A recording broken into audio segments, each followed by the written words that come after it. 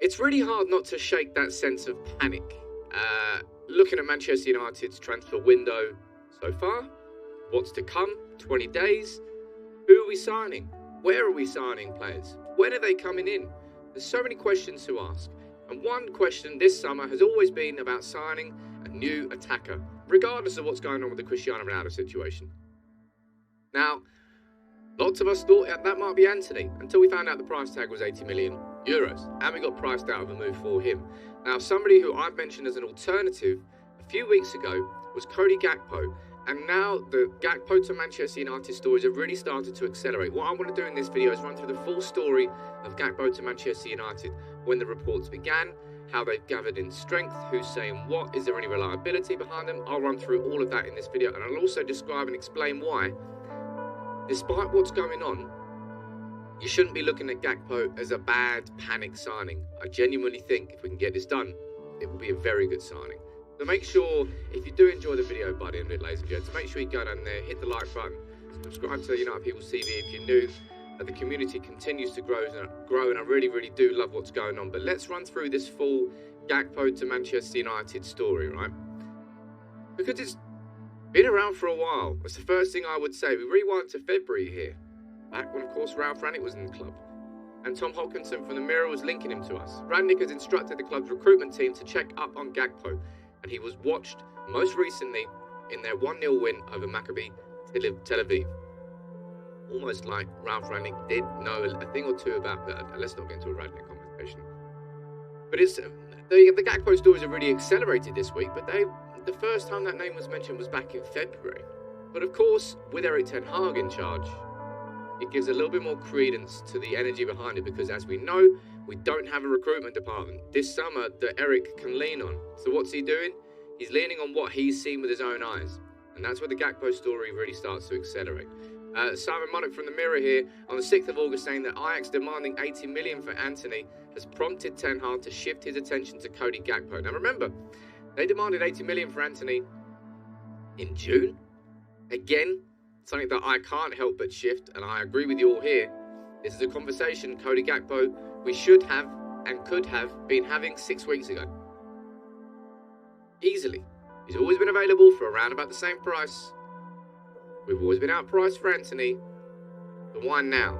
And that's where I think you get that sense of panic. Like we're reacting rather than being proactive, which is the biggest criticism I've got. Maybe not the biggest, but one of the biggest criticisms I've got of our club in the transfer market. Fast forward to the 9th of August, and it's Rob Dawson from ESPN who sort of took those reports a little bit further, saying Manchester United have registered their interest in signing Cody Gakpo. Followed up by Charlotte Dunker from The Times. She's saying United are looking to sign another forward before the window closes, and one of a number of players United are looking at is PSV's Cody Gakpo. Then Jason Burt waded in, same day. 9th of August is really when it sort of accelerated quite a bit. A couple of days ago, lo and behold, just after we lost to Brighton. Again, it's hard not to sense that feeling of panic, isn't it? And he's saying that Cody Gakpo is now looking like a viable signing for Manchester United. And we fast forward, this is something else that Jason Bird, he said PSV are unlikely to listen to offers for Gakpo until they know whether they will make it through the Champions League qualifiers to reach the group stage, which is definitely an issue in this whole Gakpo situation, because they play Rangers in a 2-leg qualifier. The second leg doesn't finish until the 24th of August. If we do go for Gakpo, unlikely that he joins before then. So we're going to have to deal without having that new signing for the first 3 games, maybe 4 games of the Premier League season. Again, a big reason why United fans are fair enough to be frustrated about this thing that continues to go on with our transfers just being later and later and later. Sky wading in the same thing, saying Manchester United are preparing a move for Cody Gakpo. And this is what Fabrizio said on the situation. Let me bring this up here. He said Gakpo is attracted to the Premier League and has the same agency as Erik Ten Hag, which I didn't actually realise. Maybe that helps United in this situation. Ten Hag knows him and has been an admirer of him for a long, long time. Of course he has. I think we knew that last season, of course. Cody Gakpo's PSV beat them in the Dutch Cup final in the last season and stopped Ten Hag from getting the double. And it's been PSV who have been going toe-to-toe with Ajax for the years where Ten Hag has been in charge. And Marcel van der Kraan from The Telegraph has said this. He goes, he is the kind of player that Ten Hag likes. Arsenal made a bid a couple of weeks ago. 5 Premier League clubs are interested, but if the choice is there, you go to Manchester United. And that's really where the story has developed from. As I say, from back in February, if we go back here, as I said, I think it was Tom Hopkinson from the Mirror, to this point here, where you've got Marcel van der Kraan saying, look, if he's going to leave anywhere, he'd like to join Manchester United. And in my opinion, I think the idea of signing Cody Gakpo isn't one that I think United fans should be looking to in the same sort of way fans looked at on Arnautovic, and we were correct to do that as fans, and that's now stopped. Good. Club was an idiot for getting that far down the line, but at least it's stopped now. Now, Rabiot, I think there's a fair reason to be frustrated, and I've voiced my grievances with that. Cody Gakpo is not somebody I would voice those frustrations with. He's somebody who was named the Eredivisie Dutch Player of the Year by Voetbal International, and he was named PSV's Player of the Year, and he is somebody really, genuinely, who I would be excited about signing.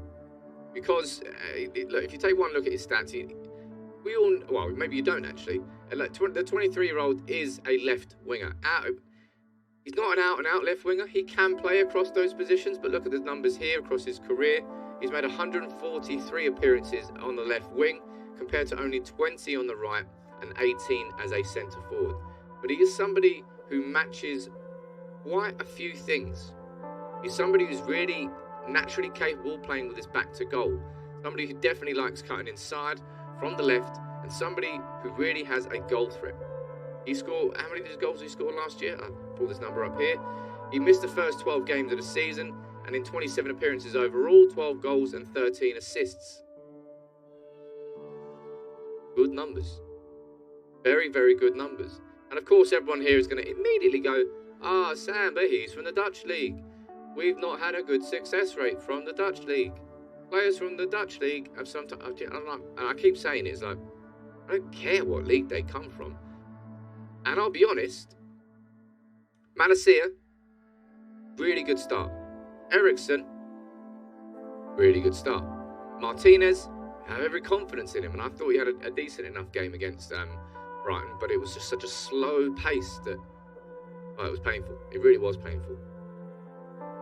I trust Ten Hag in the signings that he is identifying, and if he's happy to bring him in, then I would be delighted to bring him in. I'm going to do a separate video on a scouting report of Gakpo, really looking into the fundamentals behind his game, but he's somebody who absolutely plays on the left-hand side. And I tell you what, I've got his picture on the wall there, just by a lovely coincidence, but Ruud, do us a favour. Ruud, of course, is the new PSV manager this season. Maybe the fans of PSV wouldn't be particularly happy at PSV selling probably their best player to a club managed by Erik Ten Hag, given the rivalry. But Ruud, man, do us a favour, please. We need some sort of favours this summer. But Cody Gakpo, for me, I would be genuinely excited about the signing of him.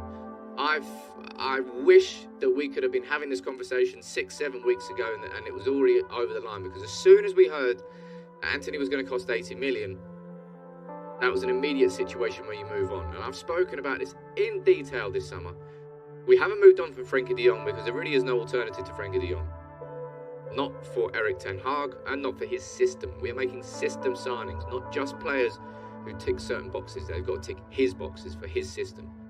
Whereas Antony, I understood the desires to go after him, but bringing in Gakpo, now the first things first, Gakpo's going to play on the left, ahead of Rashford, rather than on the right. Sancho will stay on the right-hand side. So in that sense, yes, it's a bit of a different type of signing to Antony, but it's bringing in a really top-level, physical winger that would add something into our team. As I say, the ability to play with his back to goal, hold that ball up maybe, to wait for an overlap and bring something in. We don't have that at the moment. Not with Sancho, not with Rashford. Nobody can really do that inside our team. I'm really happy these rumours are here. I'm frustrated that we weren't this far down the line a good few weeks ago, but we should have been. But it seems like Manchester United really are going after Cody Gakpo. As I say, if we rewind here to the 9th of August, you've got Jason Burt from The Telegraph, you've got Sky, Who else have you got saying it? You've got Rob Dawson, you've got Charlotte Dunker. Lots and lots of journalists are saying this. So what do you think about the Gakpo rumours? Do you think it's another panic type signing? Do you think it'll be a good... I personally think it'll be a good signing rather than somebody who's panicking. But you can let me know what you think in the comments below, and I'll continue to cover it as and when there's more updates on it. But what do you think about Gakpo? Make sure you subscribe and make sure you let me know in the comments.